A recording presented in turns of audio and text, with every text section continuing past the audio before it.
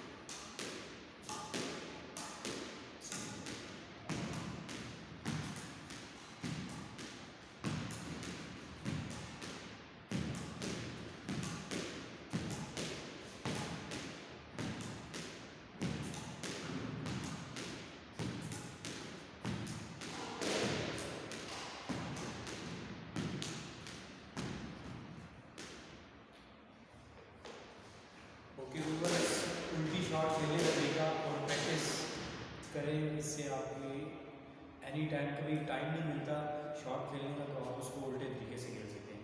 तरीकाकार आपको लोगों को मैं सही बताऊँ कि जब भी आप शॉट खेलेंगे तो आपको रैकेट फ्लैट, इस फ्लैट से आपका बॉल हमेशा सही परफेक्ट उठेगा। थोड़ा सा बैंड करना है, बेंडिंग बेंडिंग बेंडिंग, ये तरीका कार है। शॉट मारते वक्त आपने अपना पाँव पीछे नहीं करना, इसको हमेशा शॉट मारते वक्त दोनों पाँव के साथ ये पोजीशन, पाँव पीछे नहीं करना। पीछे करेंगे तो फिर आपके पाँव पे रखेंगे, ठीक हो गया। पाँव पे रखेंगे, आपने हमेशा दोनों पाँव सीधे आगे करने, फिर खेलना है।